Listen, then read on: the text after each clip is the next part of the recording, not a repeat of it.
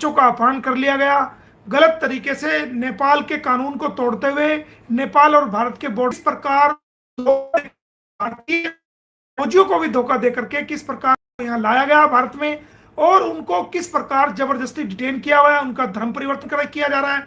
और सचिन इसमें डायरेक्ट रूप से शामिल है, सीमा खुद शामिल है, और सीमा और सचिन के अलावा जो जो लोग भी इसके शामिल है, चाहे वो कोई भी है, उन लोगों के खिलाफ कानूनी कार्रवाई की जाए, उनके खिलाफ एफआईआर दर्ज करके और उनको पूछताछ के लिए नेपाल बुलाया जाए और उनको कोर्ट में पेश किया जाए, उनका रिमांड लिया जाए और उनको तमाम उनके स्टेटमेंट को रिकॉर्ड किया जाए और उनको जेल में बंद किया जाए नेपाल की।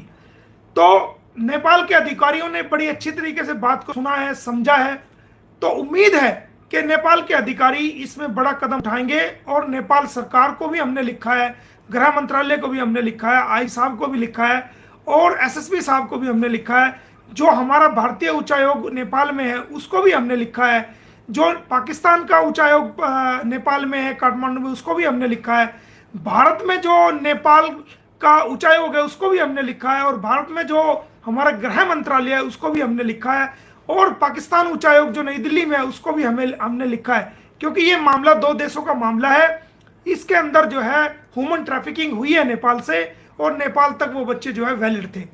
तो इसमें एक बड़ी कार्रवाई नेपाल पुलिस की तरफ से होगी। जो भारत में हम कार्रवाई कर रहे हैं वो तो चल ही रही है, उसके अलावा नेपाल से भी एक बहुत बड़ी कार्रवाई इसके अंदर होगी, और किसी भी कीमत में भारत सरकार इसको नागरिकता नहीं दे पाएगी, ये हम आपको बता रहे हैं। क्योंकि कानूनी रूप से ये क्लियरेंस इसको नहीं है, और नेपाल के अंदर भी इसके खिलाफ जो है मामले दर्ज हो चुके हैं। तो वहां पर भी ये जल्दी ये इसको जो है नेपाल की पुलिस भारत में आएगी और कोर्ट से परमिशन लेकर के इसको सीमा हैदर को, सचिन को और उनके बच्चों को यहां से लेके जाएगी। ऐसा हमने कार्रवाई की है। कुछ बातें ऐसी भी आई हैं कि जो आज 10 तारीख थी, 10 तारीख को गुलाम हैदर का यहां पर गवाही होनी थी और उसको भारत में आना था। तो हमने अपनी स्ट्रेटजी को चेंज करते हुए, अपनी कानूनी पॉलिसी को चेंज करते हुए कुछ बदलाव हमने किए हैं, और वो बदलाव करना हमारी कानूनी मजबूरी है। क्योंकि नेपाल यात्रा, क्योंकि जब हम जो नेपाल दूतावास है दिल्ली में, जब हम उनसे बात की कि हम इन बच्चों को यहाँ से भारत से ले जाएंगे, तो कहीं ऐसा ना हो एक बार तो इनको नेपाल बॉर्डर से जो है वो इलीगली भारत में एंट्री करा दिया गया है, हम अगर इनको लेके जाते हैं तो वो एंट्री हमें वैलिड चाहिए, हम ऐसे ही चुपचाप तरीके से वहां पर लेके नहीं जाना चाहते। तो नेपाल के अधिकारियों ने हमें जो सजेशन दिया था, नेपाल के अधिकारियों ने जो जो रिक्वायरमेंट की थी, हमने वो सारी पूरी की हैं। और अब नेपाल सरकार ही नेपाल दूतावास और नेपाल पुलिस के जरिए से और भारत की दूतावास, भारत के गृह मंत्रालय के जरिए से सीमा हैदर को यहाँ से लेके जाएंगे और बच्चों को यहाँ से लेके जाएंगे, और वो अपनी कानूनी प्रक्रिया को पूरा करेंगे, जिसमें हम पूरा सहयोग करेंगे। और गुलाम हैदर का केवल भारत आ जाना ही काफी नहीं था, उसको नेपाल भी जाना पड़ता, और भारत आने के बाद उसको नेपाल का वीजा नहीं मिलता। इसलिए जो इंसान जिस मुल्क का होता है उसी देश में हर देश की एम्बेसी और हर देश के हाई कमीशन होते हैं। तो गुलाम हैदर का नेपाल का वीजा लिया जाना भी जरूरी था। तो हमने गुलाम हैदर के तमाम कागजात और तमाम चीजें क्लियर करके वो भारतीय उच्चायोग को इस्लामाबाद में भेज दी थी, और सारी चीजें क्लियर थी, कोई दिक्कत वाली बात नहीं थी। हमने अपनी पॉलिसी में बदलाव किया, और पूरी बात हम गुलाम हैदर को भी नहीं बताते हैं क्योंकि कानूनी बातें हैं। उसका रीजन ये है कि गुलाम हैदर बहुत ही शरीफ इंसान है, और उसको ये पता नहीं है कि कौन सी बात मीडिया में बोलनी है और कौन सी बात नहीं बोलनी है, क्योंकि वो दिमागी रूप से बड़ा परेशान हो चुका है।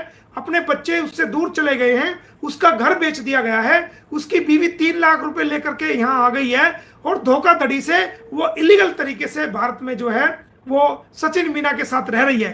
तो वो इंसान बड़ी हिम्मत के साथ जी रहा है, और इसलिए हम पूरी बात कानूनी, उसको केवल जो मोटी मोटी बात होती है जिसको हम समझाते हैं उसको बताते हैं, हम पूरी पॉलिसी उसको नहीं बताते। गुलाम हैदर को भी हम एक दिन पहले ही बताएंगे कि किस दिन उसकी टिकट हो चुकी है और किस दिन उसको भारत में आना है और किस दिन उसको नेपाल में आना है। ये हमारी एक कानूनी एक पॉलिसी हमने तैयार करी है, और सब चीजों को हमने तैयार करा है। वो भारत में भी आएंगे और भारत की अदालतों में भी पेश होंगे, उनको बच्चे भी मिलेंगे, और ये सीमा हैदर और सचिन जो है वो अरेस्ट भी होंगे। न केवल ये भारत की जेल में जाएंगे, बल्कि भारत की जेल के बाद हो सकता है कि भारत की जेल से पहले ये नेपाल की जेल में चले जाएं, लेकिन अगर ये भारत की जेल में जाते हैं और इनको सजा होती है और बच्चे हमें मिलते हैं, तो भारत की सजा भुगतने के बाद ये नेपाल की जेल में इनको डिपोर्ट करना पड़ेगा, और नेपाल की जेल में जो इन्होंने अबडक्शन करा है, जो अपहरण करा है, नेपाल की जेल भी में इनको रहना पड़ेगा, और नेपाल के कानून के मुताबिक जो इन्होंने तोड़ा है। तो हमने अपनी पॉलिसी को करते हुए हमने अपनी सारी कानूनी चालें और सारी कानूनी चीजें पूरी कर ली है, सारी कानूनी कार्रवाई पूरी कर ली है, और सिर्फ कल 2 नौजवान जो सस्पेंड कर दिए गए थे, हम उनको कोशिश कर रहे हैं कि वो उनको हम बहाल करा के आए और ये खुशखबरी पूरे देश को दें, और वो हमारे नौजवान जो है वो भारत में दोबारा से बहाल हो। उनका कोई कसूर इस पर इनका अंदर नहीं है। इसके अलावा मैं आपको बताना चाहता हूं कि जो मैंने कंप्लेंट, जो मेरे बारे में इन्होंने कहा था कि हवाला का पैसा आ रहा है, सऊदी से आ रहा है, दुबई से आ रहा है, कहां से आ रहा है, और जो मेरे बारे में कहा था कि इनके संबंध है गलत आतंकवादियों से, इस प्रकार की जो बातें कही थी, तो हमने उसकी कंप्लेंट मैंने कम्युनिटी पे भी लगाया है। उसकी कंप्लेंट हमने अपने एसएसपी को, आईजी साहब को और एसएचओ सिटी पानीपत को की थी, जिस कंप्लेंट पे कार्रवाई करते हुए पुलिस ने खुद जाकर के एपी सिंह को 160 सीआरपीसी के तहत नोटिस दिया था कि आप थाने में हाजिर होइए और हमें आपसे जांच करनी है। सचिन को भी नोटिस दिया था और सीमा हैदर को भी 160 का नोटिस दिया था।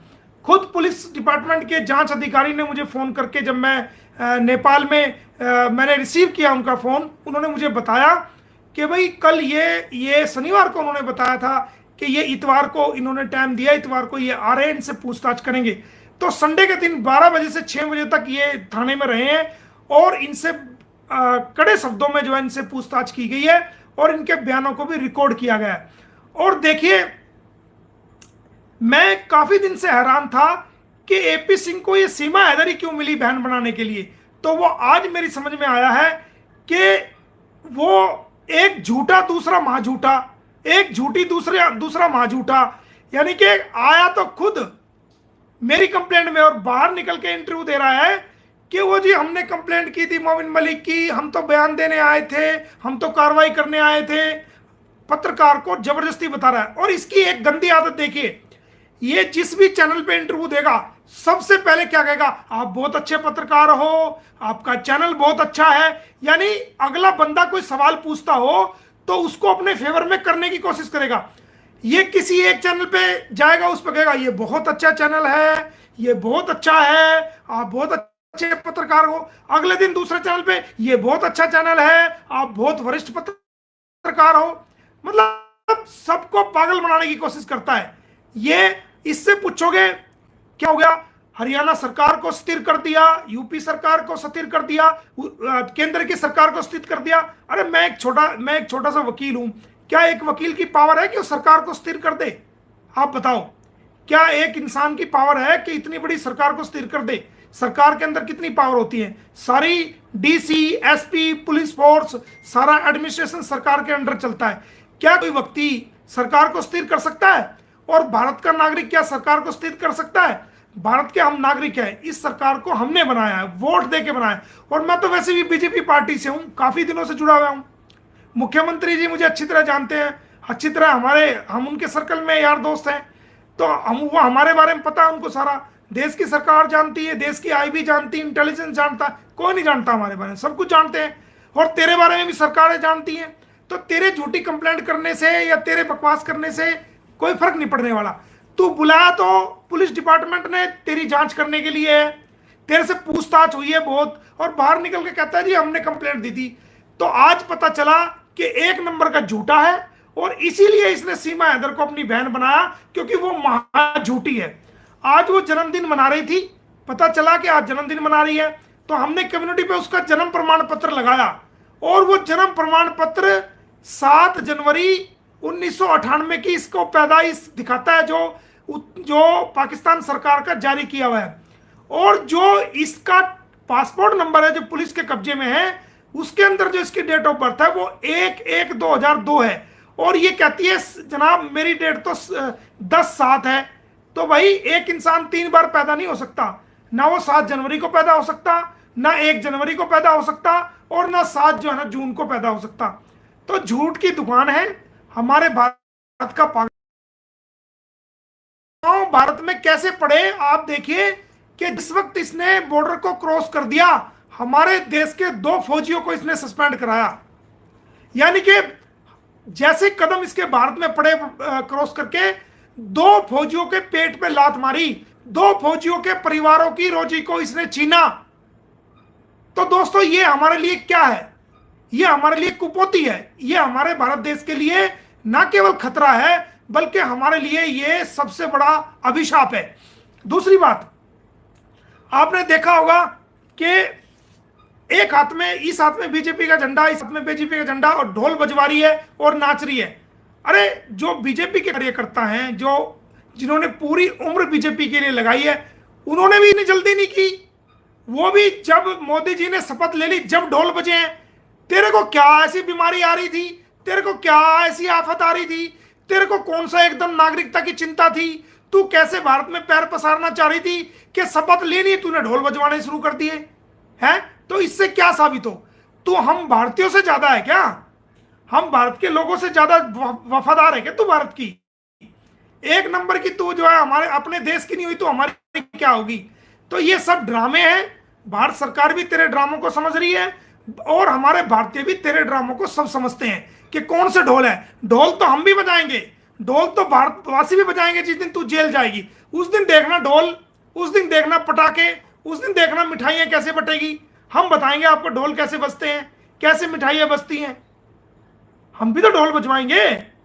और ये तेरा भाई जो मां झूठा है, और इसने 10 जगह कंप्लेंट दे रखी। इसने रबूपुरा थाने में कंप्लेंट दी, इसने दिल्ली पुलिस में कंप्लेंट दी। दिल्ली पुलिस के कुछ नौजवान मेरे घर पूछताछ करने के लिए आए थे, तो उन्होंने बताया कि वो नेपाल गए हुए हैं। तो फिर मैंने उनको कहा मेरा नंबर दे देते, कोई दिक्कत नहीं। दिल्ली कंप्लेंट करी इन्होंने पानीपत, सोनीपत, चंडीगढ़, कहां कहां कंप्लेंट करी।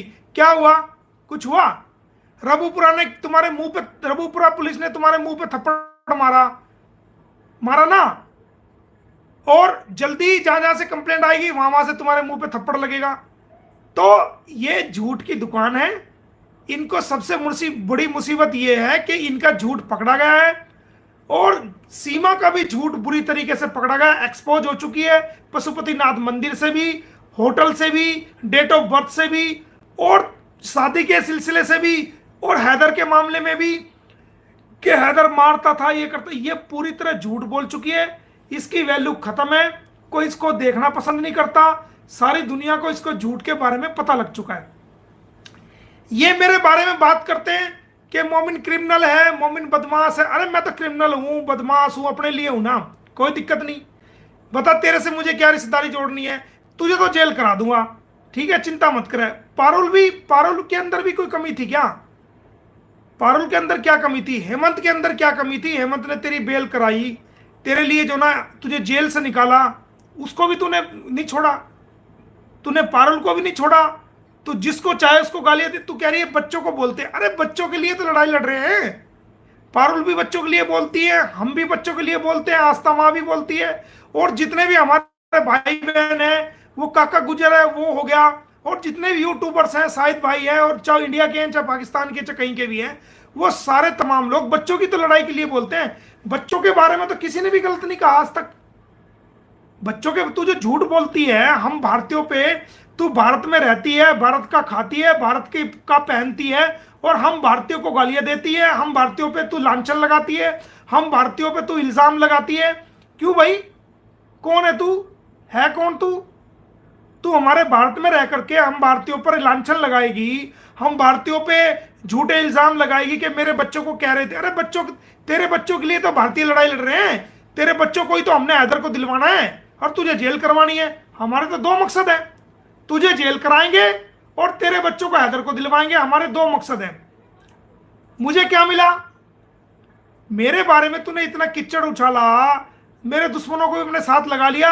लगा ले, पहले भी जेल कटवाई है और जेल कटाऊंगा उनको, चिंता ना करें। 4 साल से मुकदमे झेल रहे हैं ना, 10-10, 15-15 मुकदमे, और यही हरकतें करेंगे तो 20 मुकदमे और डालूंगा कम से कम, और 20 साल कोर्ट के चक्कर और कटाऊंगा। अगर यही नीच हरकत करेंगे तो करो ना, मेरा तो रोज का काम है ये, वकील हूं मैं।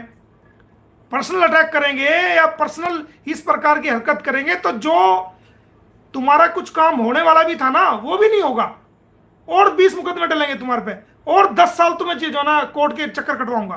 5 साल तो हो गए चक्कर काटते हुए।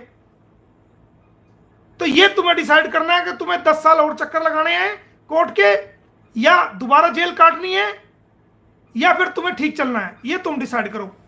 और दोस्तों, ये एपी सिंह एक नंबर का झूठा इंसान है, बाहर जाके गलत इंटरव्यू दे रहा है। इसको मेरी कंप्लेंट में बुलाया गया था और मैंने वो कंप्लेंट आप सबको दिखाई भी है। एक बार भी मैं दोबारा आपको वो कंप्लेंट दिखा देता हूं कि जिस कंप्लेंट पर